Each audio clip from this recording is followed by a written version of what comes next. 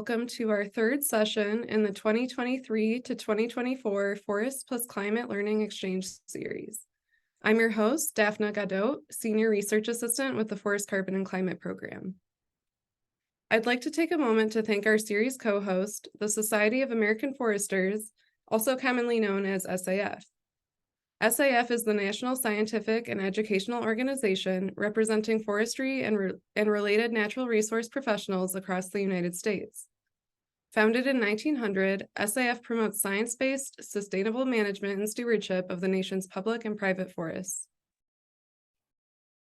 For today's presentation, Nathan Truitt from the American Forest Foundation will be discussing financing natural climate solutions at scale. We're very thankful to Nate for speaking with us today. Before we get started, I'd like to briefly share a few housekeeping details. To automatically receive registration details and information regarding upcoming webinars, please join our mailing list by scanning the QR code on your screen or by emailing us at forestc@msu.edu.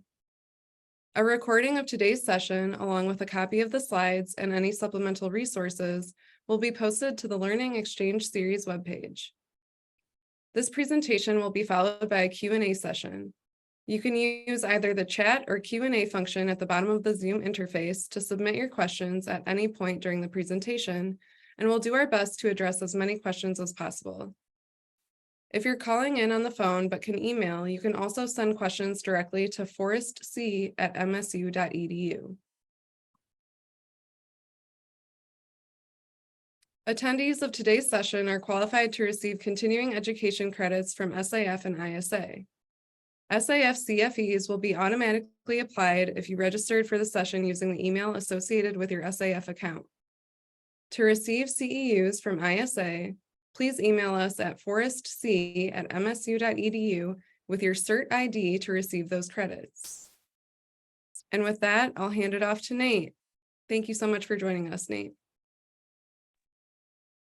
Hello, and thank you, Daphna.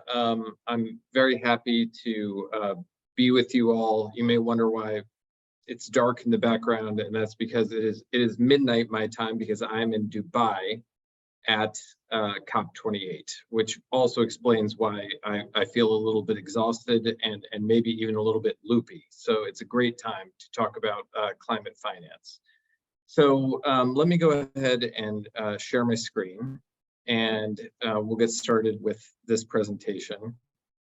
My intention today is to give you a high-level overview of the challenges associated with the financing of high-quality natural climate solutions.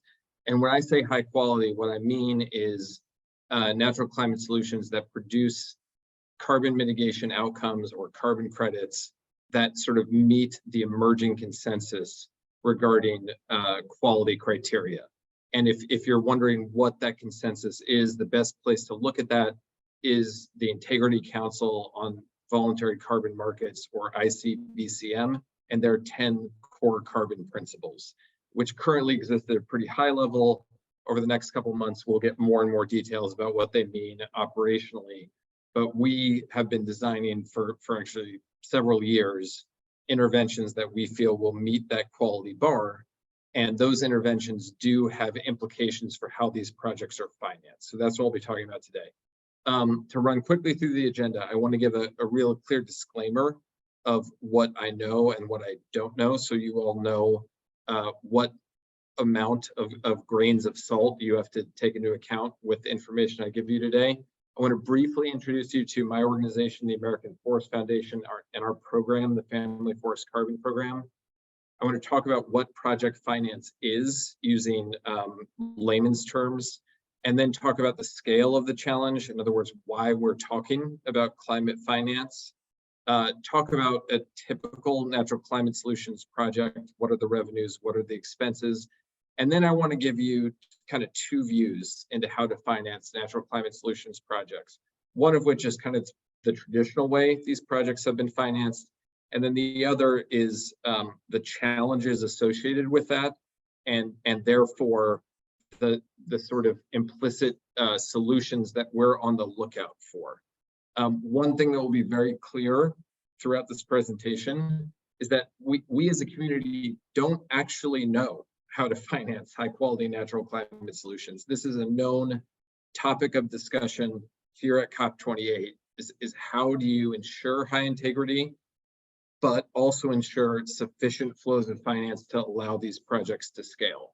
But I'll give you a couple thoughts that we have based on our learnings. And then hopefully we'll have plenty of time for questions. Okay, so with that, let's get into some of the disclaimers. So first of all, finance is not my educational nor my professional background. So I majored in English and classical studies. I was a Peace Corps volunteer, worked in international development, and then got into fundraising and got into project finance merely because I'm passionate about the mission of ensuring that we can scale sustainable management of working forests. And when you look at the challenges associated with doing that, you quickly understand that there's a massive finance gap and that the only way really to close that gap is to access private sector capital. And if you want to do that, okay, then you have to understand about finance. But again, it's not my professional background. Secondly, the program I work for, the Family Forest Carbon Program, is a very particular kind of carbon project. We believe it represents sort of the future of natural climate solutions projects. And therefore, just want to be really clear, my view is not what I would call neutral on these issues. And a lot of project developers listening to me would disagree, sometimes vehemently, with the information I'll present. And I've done the best that I can to try and at least represent that traditional view in this presentation.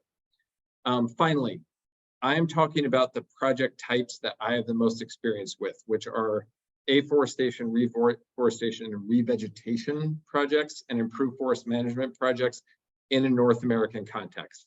I cannot say for certain if these observations would apply to other project types, like, for example, avoided deforestation projects in a tropical context.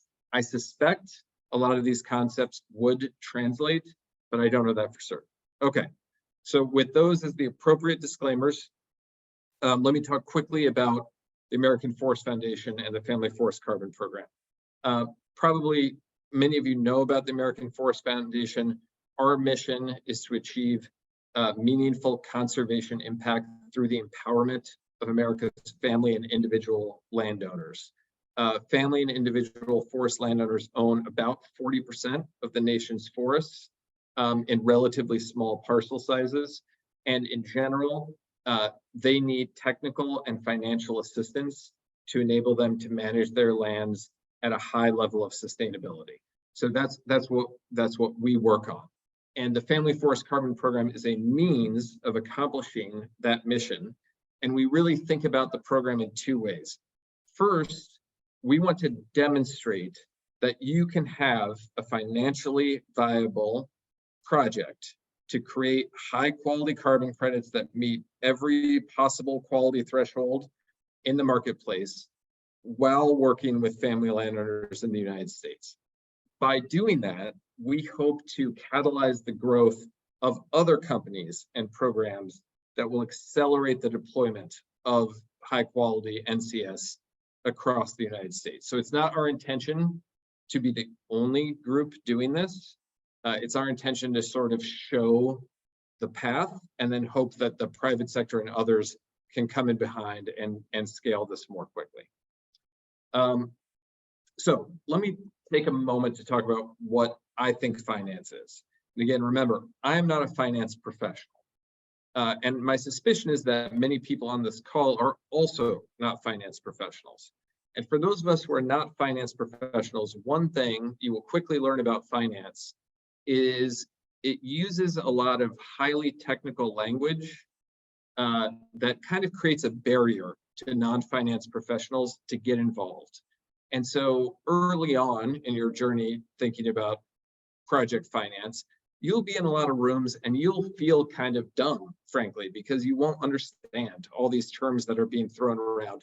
But over time, I've come to realize that a lot of those terms can be translated into much just normal, simple English. And so this is my attempt to do it. finance is basically what we do to balance the expenses and revenues of a project over time. And high quality natural climate solutions are typically going to have a lot of expenses in the beginning and revenues later, right? So how do you adjust that? Basically, what we do is we go to a capital provider, think a bank, and we pay them to give us money to cover those expenses in the early days when we have no revenue. And in exchange, we're going to give them a share of the revenue that we generate in the latter part of the project. The higher the chance that we're not going to be able to deliver on that revenue, in other words, the more risk involved, the more we have to pay them to compensate them for taking on that risk.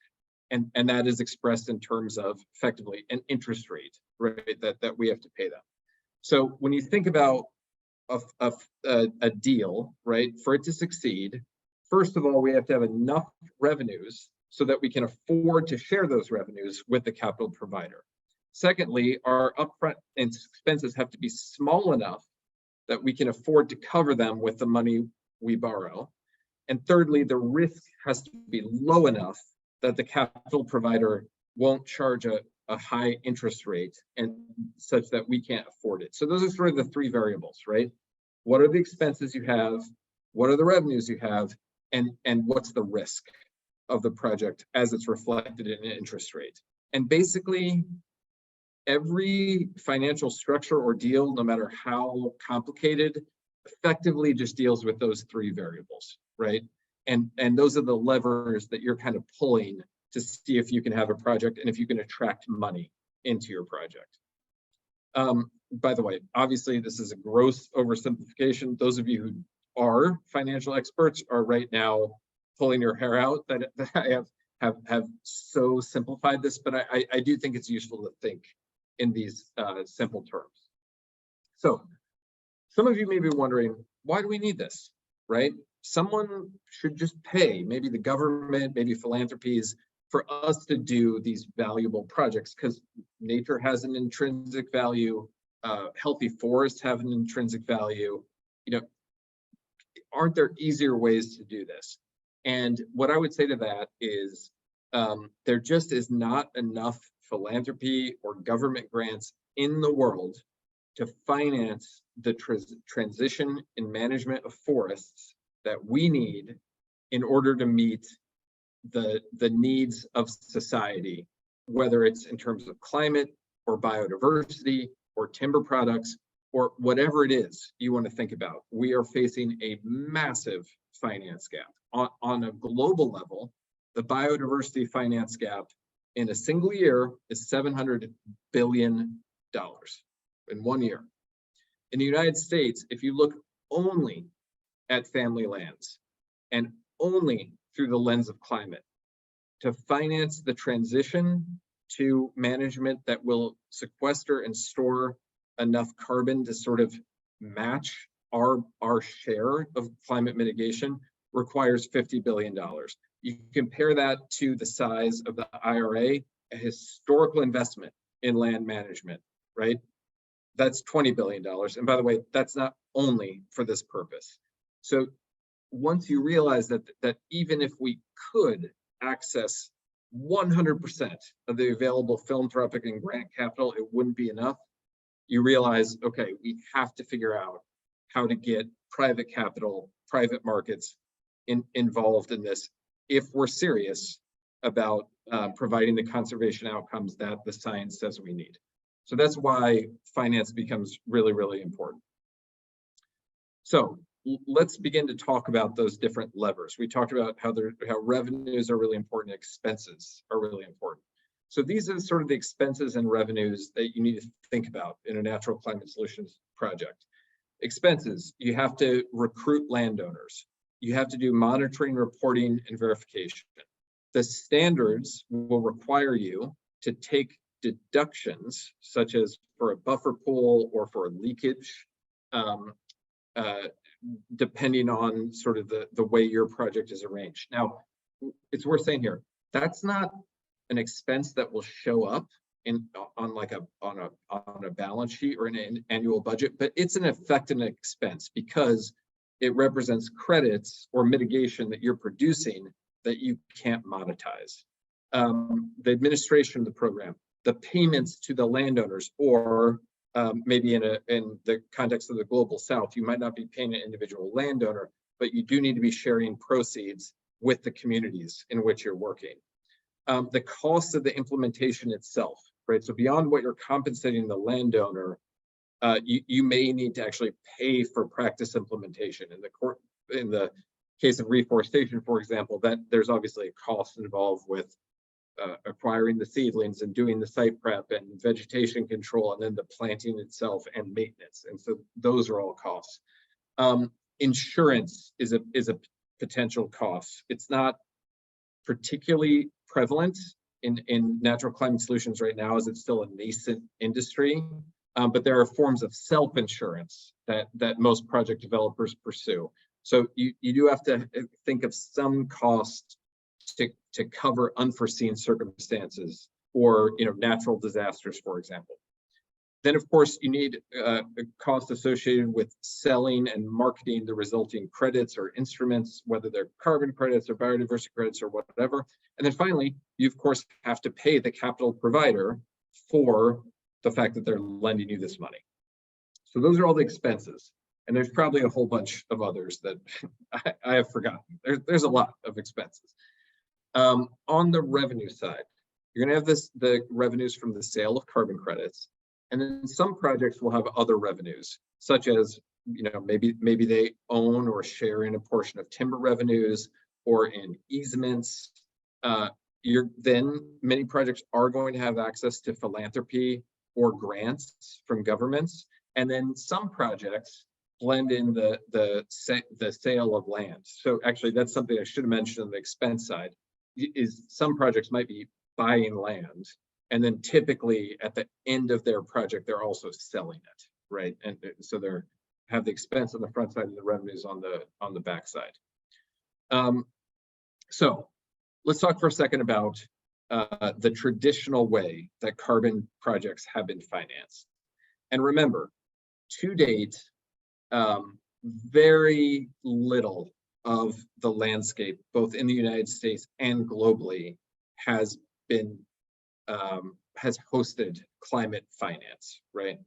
So basically, the way most carbon projects have been developed to date is you find projects where the expenses are relatively low for a variety of reasons.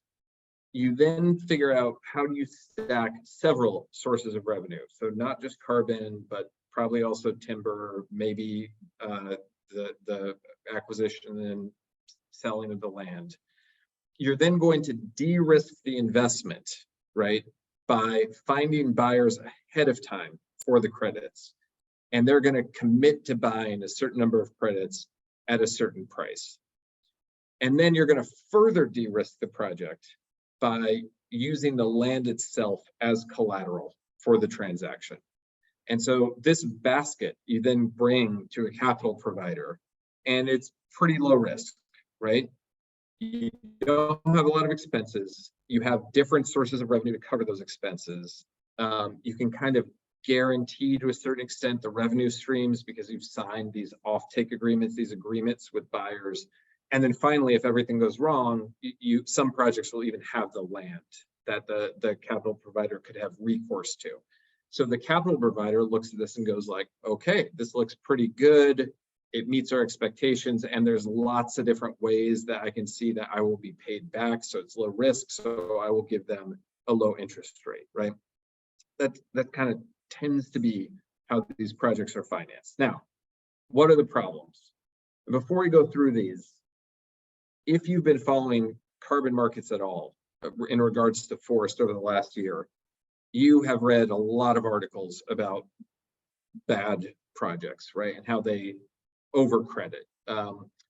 And I think the thing that is not really been teased out by those articles, sort of the untold story, and this is a hypothesis of mine, just to be clear, is that probably if you look under the hood of those projects and ask, like, what is driving this low quality in the resulting credits, My suspicion is it's probably linked to the way these projects are financed.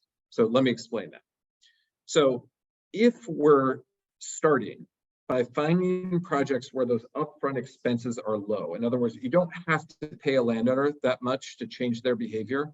You don't have to really install any kind of new practice or help them pay for any new technology or land use change. Then you're kind of already raising some questions about additionality, right? Like if it's not very different from business as usual, how additional can it really be? Now, just to be clear, there are probably some really high quality projects that do have low expenses. So this is not by itself proof that a project is low quality, but it probably is a flag, right? Secondly, even if all those projects are legitimate, they're probably limited in scale. Like the number of times you can find that magic circumstance, that low-hanging fruit, it's probably not a lot, right? So if we want to get natural climate solutions to the scale that they're actually addressing in any way the climate crisis, you got to go beyond those small number of cases where that's the case. Okay, secondly, then we're going to stack several sources of revenue. So here's the big problem with that. The majority of land in production globally is owned or managed by smallholders and small rural communities, right? And typically, you're going to run into a lot of challenges securing a basket of rights from those landowners, either because in a tropical context, they may not actually have those rights, right? Or in a context where there is clear land ownership, land tenure, that makes the deal very complicated, and you may find those landowners resistant to give up all of those rights. They want to retain as many rights as possible, right? So that itself is kind of limiting. Then this I think is the big one.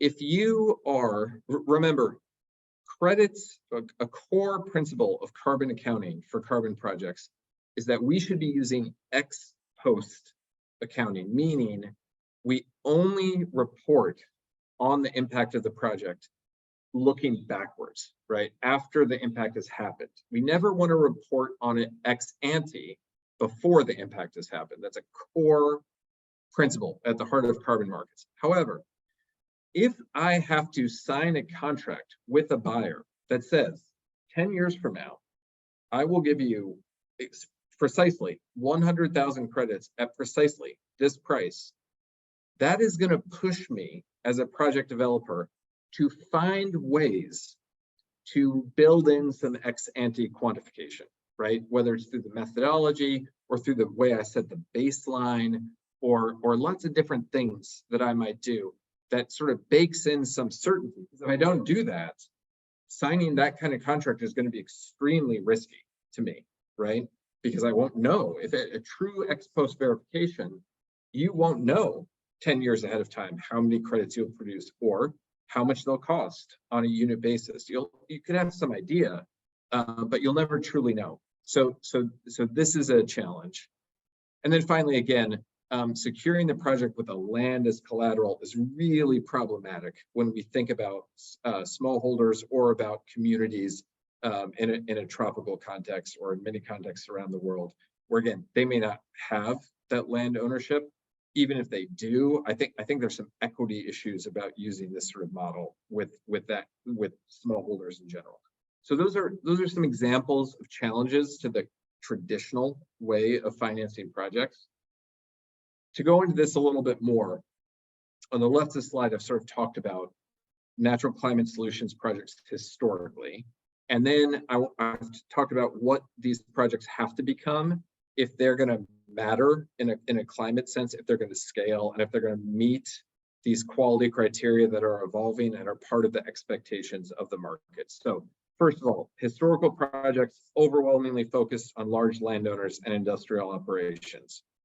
Those have represented kind of the lower hanging fruit, right? Heading forward, we want to get to scale. We've got to figure out how to engage landowners and communities of every size. Secondly, In order to reduce costs, we have been looking for low barriers to implementation. Again, that low-hanging fruit. If we want to get to scale, we obviously have to figure out how do we get the mainstream landowner to adopt these practices, which is going to require more costs, right? Good news is that sort of implies higher additionality. Bad news, it's really hard and it's really expensive because behavior change is difficult. And at the heart of any high quality climate project is true behavior change. Historical projects, some, I want to be clear, not all, but some have utilized questionable baselines to inflate credit yields, make them predictable, or they've utilized methodologies, this is particularly true on the improved forest management side, that produce credits immediately in year one, partially to solve these finance challenges. Heading forward, we have new methodologies that use dynamic baselines and true ex post verification. And therefore, credits are generated over time, not upfront. And it's impossible to fully predict how many credits will be generated and therefore what the unit cost will be. So this both introduces uncertainty and it delays revenue. So two of those levers that we could pull to make projects more financeable are going in the wrong direction when we think about these new high quality methodologies. Finally, projects of the past, because they were working with large landowners and who were sophisticated and sort of industrial scale, they had recourse to lots of revenue streams, right? Hunting leases, timber, so on and so forth, mitigation banks. Smallholder projects are going to more or less sort of succeed or fail on the carbon values alone. So it's not necessarily more difficult, but it does introduce more uncertainty given that the carbon markets themselves are somewhat uncertain at this point. And then a final quality consideration that we have for the next generation of carbon projects is the expectation, certainly of landowners themselves, but also of buyers and other stakeholders, that a significant portion of revenue of these projects needs to go back to the landowners or the communities, right? They need to be justly compensated as a sort of a core equity consideration. So these are the challenges with how we finance Natural Climate Solutions project. And here's an example of the Family Forest Carbon Program. So this is an actual slide that's describing our enterprise financial model. And what you're seeing here is that over time, we accrue massive amounts, yes, that's $425 million in expenses as we enroll greater and greater and greater amounts of landowners. And every landowner we enroll, we have to spend money marketing to them. We have to send out foresters to meet with them. We have to assess their property. We have to pay for implementation of whatever the practice is. And of course, we have to deliver incentives. And then only over time does that begin to generate carbon credits. And again, remember, we don't want to do this just 1 year. We don't want to do it 1 year, and the next year we want to do more, and the next year we want to do more. And what that means is every year that you're getting deeper and deeper and deeper into that hole. And then at a certain point in this slide, it's 2034, you begin to start to make money year after year. But even then, it takes you a long time to kind of get back to a cumulative positive position. So this is really difficult, right? If you think again about the definition of finance being, we need to pay a capital provider with the surpluses on the right side of this graph in order to help, for them to help us fill in the deficits on the left side of this graph. You can see the surpluses are not particularly high and the deficit is particularly steep. And so, it's going to be a little bit challenging to be able to do that, particularly because the risk and uncertainty associated with this project is high. Now, one quick note on risk. Then this is something I've learned working with the investment community. You might be sitting there and saying, okay, we hear about uncertainty, but uncertainty is a coin that has two sides, right? Like, yes, things could go poorly, but they could also go well, right? So shouldn't we take that into consideration? And basically what I've learned is that when you have people who think about finance in the room, they don't, or particularly certain kinds of finance, long-term finance, patient capital with low interest rates, they really only think about the downside. That's where 99% of their thought goes. And so that can be a challenge. Okay, so I want to share some good news. First of all, and I've seen this a lot this week at COP, there is broad agreement among stakeholders that this market is necessary. At COP28, we have had government officials at the highest level from a variety of governments sort of say, yes, there's going to be a carbon market. It is a key piece of how we're going to close the ambition gap between nationally determined contributions and what the science tells us is necessary. And that's both sort of regulated markets under Article 6 and voluntary carbon markets. There's a lot of details to be worked out about how those things work together. That's a different webinar. But point being, there's not really any serious discussion anymore about whether we're going to rely on the carbon market. The discussion is about how do we build it so that it's effective, so that it drives finance, and so that it's high integrity. And because of that, you are seeing increased demand, and eventually that will lead, and to some extent already has led, to much higher prices for carbon credits. So that helps, right? That increases the revenue. However, there's still some bad news.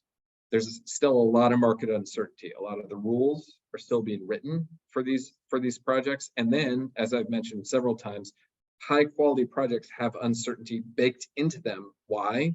Because nature itself is dynamic and uncertain, particularly its relationship to human communities. And that's what you're trying to measure in a true baseline, right? Is what would have happened without the project. That's going to go up and down depending on a whole bunch of things, policy, markets, so on and so forth. You can do some amount of forecasting around that, but you'll never have a really, really good beat on it. And so there's uncertainty there. There will be enhanced rules and regulations, both in the voluntary space and in the compliance and sort of global carbon markets. By the way, this is a good thing. I want to be really clear. It's a really good thing. AFF supports that. It's totally necessary. And for this specific topic, it might make our job to finance these projects harder, at least in the short term. Third, not every credit or project is equal, but right now they produce the same thing, which is a credit, a carbon credit that a company or a government can use for a claim. And there isn't yet a really clear way of differentiating between them, which means it's hard for high quality projects to sort of justify the extra costs that they're taking on to produce that quality. Hopefully that changes over the next year as these quality frameworks get rolled out. And then finally, there's a very negative media environment. So it's very hard right now to be talking to buyers or investors and asking them to make a major investment in this market when almost every week there's a new story or expose about the failures, to be clear, of a previous market, right? That already kind of doesn't exist, but nonetheless, that's the mass. A lot of the credit volume that's on the market is the product of those older projects. So the premise of this webinar was financing natural climate solutions at scale, and probably many of you showed up with the idea that I'd be telling you how to do that. This is my slide on how, and it's just potential. I want to tell you two things that we have thought a lot about. First, ultimately, everything in terms of those challenges that I've talked about is about managing the risk, right? That there's just risk inherent in high quality projects. And of course, there's also upside, there's potential reward. In order to get low cost patient capital, you really have to have someone own that risk, because the capital provider is not willing to do it at the cost of capital that we can offer with these high quality projects. So you begin to ask yourself, well, who should own the risk? And traditionally, the answer has been one of three things. Number one, the project developer. that sort of sounds good because you're like, well, they're developing the project, they should own it. The problem is the project development community is tiny. And so we will quickly run out of our ability to own the risk of these projects, particularly at the scale we want these projects to get to. Second answer has typically been the landowner or the communities. And again, I personally feel like you run into a real strong equity issue right there, specifically with smallholders, right? So it doesn't feel appropriate to ask the landowner to bear this risk. And then the third and the most prevalent answer to the question of who should bear the risk is the atmosphere, right? That's where we've been transitioning the risk. We've been setting baselines. Are they correct? Are they not? We don't know. If it turns out that they're not correct, who suffers? It's not the project developer. It's not the landowner. It's not the investor. It's the atmosphere. It's the atmosphere which absorbs more carbon dioxide than the project says it should have, right? And that also fundamentally seems unacceptable to me. And then, as I've said, the investor won't bear it. So who bears it? Well, these represent two potential answers to that question. The first is, who really should bear it is the public sector, because these projects produce ultimately a public good, which is climate mitigation, and then a whole range of other public goods, such as clean water, biodiversity, recreation. I mean, I assume everyone on this webinar probably understands the value of healthy, productive working forests for the entirety of society. So governments should be willing to offer credit enhancement, which is basically loan or bond guarantees that say to an investor, look, if this project doesn't work out exactly as the financial model predicts, and for whatever reason, the project is unable to pay either interest or principal payments, we, the government, will step in and make you, the investor, whole. The United States government currently does this internationally through the Development Finance Corporation, which is part of USAID, for tropical deforestation projects. So they have recently, I just learned this at COP28, issued over $2 billion in bond guarantees associated with natural climate solutions projects. But and these kind of schemes exist. The World Bank has some, there's some at country levels, but the United States does not have this facility domestically. AFF actually just today worked with Senator Stabenow and Braun and Casey to introduce the Rural Forest Markets Act, which would give the USDA a pilot authority of $150 million for this kind of loan and bond guarantee.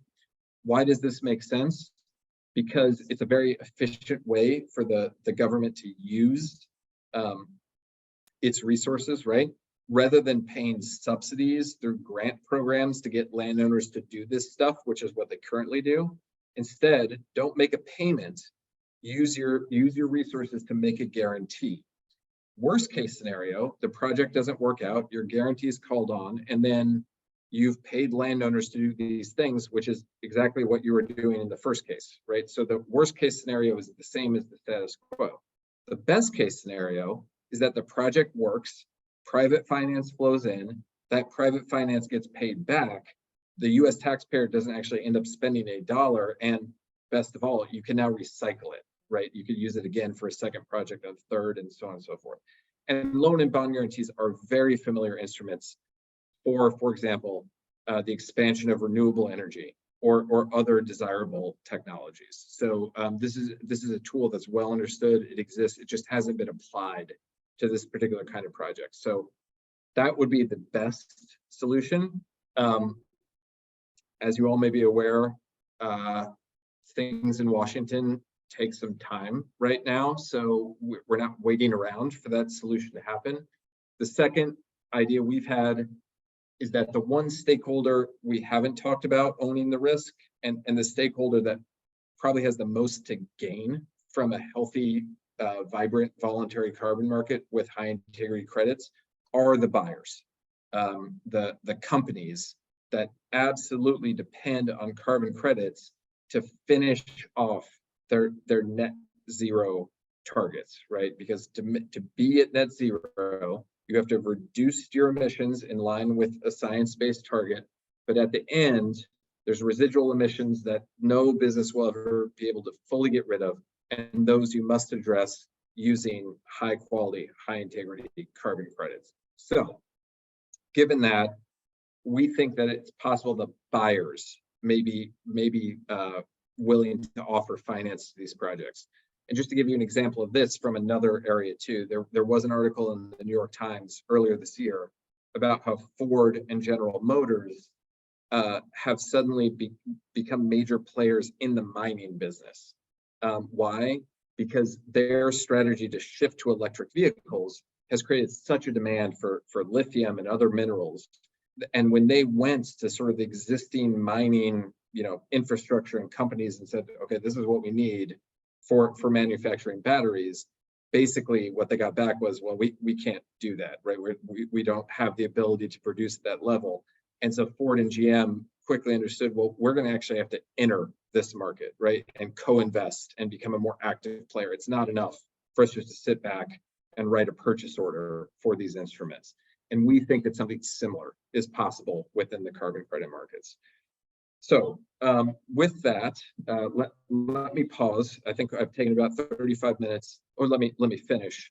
Happy to take a lot of Q&A. Let me just, one final thing, looking at the participant list, I see a lot of people who have collaborated on AFF's work on FFCP. So like Truitt, Bob Malmsheimer, great to see you guys.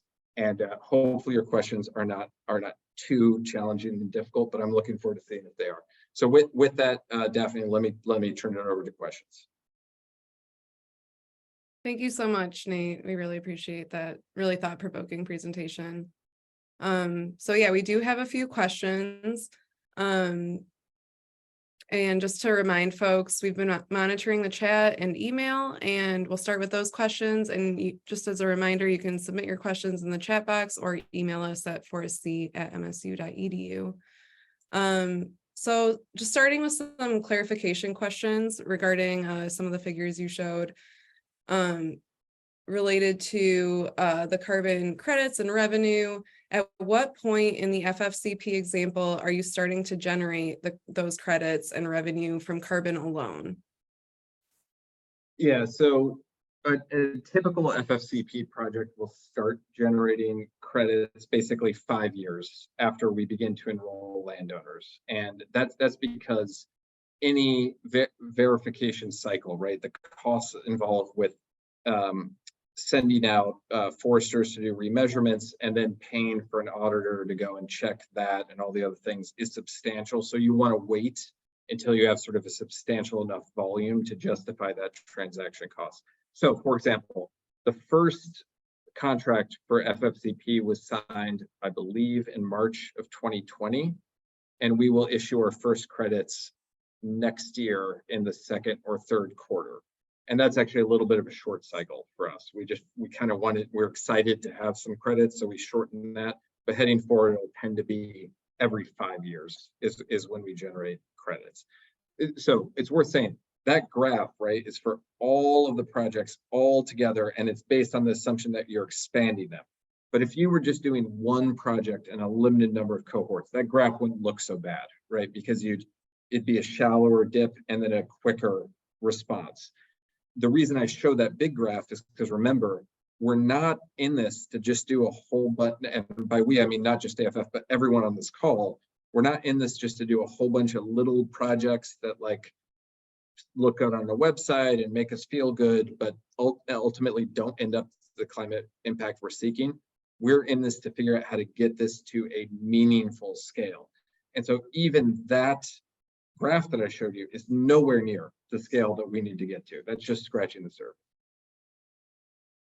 Got it. Yeah, makes sense.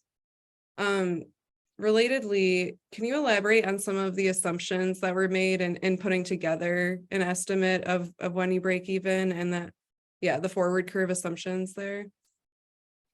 Yeah, I mean, there's a whole bunch of costs that we have a high degree of confidence in, like, for example, the incentive payments, because we signed contracts that specify the incentive payments. There are other costs that are a little bit harder to predict. So, for example, one that I mentioned was the deductions required by the standard. So that you can have a guess about that, but that sort of gets determined during verification. How many sort of growth mitigation outcomes you've created. You have to take a certain portion of those and set that aside. So that's a good example. Some of our costs in administering the project, we every year that goes by, we get better and better because we get more experience about this. So how much does it cost in advertising? How much does it cost in forester time? How much does it cost in contract preparation, negotiation? Yeah, but so that would be some of those. We have a very large, complex financial model that sort of tracks all of these variables and then uses them to project cash flows out forward. So that's where that graph comes from, and that's where a lot of these estimates come from. Thank you. In relation to just generally financing NCS projects, how does the carbon project affect the value of the timberland during the life of the project? Or how might it affect its value during the life? So this is a really interesting question. And it kind of depends on the project and the methodology, right? So we have seen examples of projects that have sort of said, what we're paying landowners to do is to stop harvesting timber, right? And it's my view that methodologies that sort of incentivize that are probably like undercounting leakage, right? And so are not maybe not using the best carbon accounting, and maybe also undercounting permanence. So for those projects, it might be decreasing the timber value quite substantially because you're essentially giving it up, at least for the period of the contract. For a project like FFCP or others, Forest Carbon Works, I think is another one that allows timber harvesting. There, what you're trying to do is you're trying to adjust the timber harvesting regime, right? So that over time, it generates higher value timber product. In other words, at the end of the contract, the forest is now generating higher values in timber, and therefore the behavior that you have created through the contract is sustainable. In other words, once someone is kind of on long-term sustainable forest management and they've transitioned to it, it doesn't make financial sense to go back to some manner of forest degradation, such as high grading. But ultimately, it's a really good question. It's going to depend a lot on every property, right? Every property, depending on the initial state and what the carbon values are. But I think in general, we as a community should strive to design carbon projects that, yes, increase carbon sequestration and storage, but also increase long-term timber productivity. If we're not doing that, what we're really doing is designing temporary carbon solutions that are going to immediately reverse as soon as the contract is over. So that's what we aim to do. I think we've done a decent job so far. And of course, we could always improve. That makes sense. Okay, looking at kind of the bigger picture of things, what role do you see state governments playing in facilitating NCS projects at scale? It's a great question. So I think state governments could do the sort of guarantee that I talked about. The state of Maryland passed a conservation finance law that authorized its state revolving loan fund to offer guarantees to credible carbon projects. And they offered FFCP in a first of its kind transaction, a $2.5 million guarantee, which, to be totally transparent, we have not yet figured out how to use. But that's the sort of thing that states could do. I think the other thing states could do is just really clarify kind of what if any regulatory regime they want in place to sort of control carbon markets and make sure they are high quality and make sure they don't disrupt important industries like the timber industry. One thing we see a little bit of right now that concerns us is a state will have no policies at all. Then there will be like a carbon project that they don't like, typically not ours, by the way.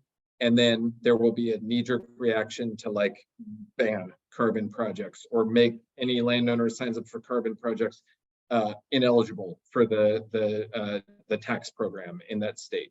That's probably not a great way for states to really thoughtfully use carbon markets. The way I would encourage states to use carbon markets is just be aware carbon finance is out there. It is available to finance better land management. You as a state should be thinking, what's the kind of land management we want for a variety of outcomes, and then mapping the extent to which carbon markets are capable of financing that. And then just getting really explicit in the way that you regulate these markets or don't regulate these markets. If you don't feel you need to, then don't, so that your outcomes align with what the carbon market can provide. And my final plea for states is, as I mentioned several times in the presentation, currently not every carbon project is remotely alike. There's a lot of apples to oranges to bananas to cucumbers in the carbon market. That's a problem that is acknowledged at a very high level internationally, and there are many civil society efforts underway urgently to address that. So I would encourage any state to not make knee-jerk reactions about the market as a whole based on what they see from one transaction or one project, right? About this is one thing we at AFF take very seriously and are happy to talk with any state about our thoughts on the carbon market, or maybe how to make those distinctions between quality projects that are probably going to be around for the long term versus projects that maybe are taking advantage of some of those gaps in the short term. Thank you. That's really helpful. Here's a tough one. For landowners that have been good stewards of the forest for decades or generations, like indigenous tribes or managed nature preserves, how can they benefit or participate in carbon markets and prove additionality if there isn't a major change in management or carbon sequestration? Can carbon markets become an incentive for bad forest management so that you can prove additionality later on? It is a really good question. I think one benefit of the shift to higher quality carbon markets is basically any forest land is gonna get matched to other forest land in sort of the same condition. That's what a dynamic baseline does. And so that opens up the possibility of thinking creatively about what is the kind of intervention on any land that would generate additional carbon sequestration and storage. So I will acknowledge in lands that have been extremely well managed and have extremely high carbon stocks, that's going to be harder, but that's a design challenge I think we should all relish, right? I would also say the opposite is not necessarily the case. In land that is really poorly managed and has low carbon stocks, it's not necessarily easy to figure out what is the additional action you will take to generate carbon. It is the case that I think that the easiest use case for these new methodologies is sort of land that's somewhere in the middle between those two extremes. Just to quote, to paraphrase Cam Moore, who is a staff member at TNC and led the science team in the early days of FFCP, what carbon markets call us to do is to figure out, regardless of practice right now, how do we make the practice better? How do we make the practice better? How do we make the practice better? And so we believe that there's always a way to increase sequestration and storage through the application of forestry. So sorry, that's not a satisfying answer. I just want to, more than anything else, validate what a good question that is, and that it is challenging. Mm-hmm. Thank you for that explanation. I think that's helpful to think about, just, it being its own separate challenge, and that we should be diving into that and addressing that as much as we can.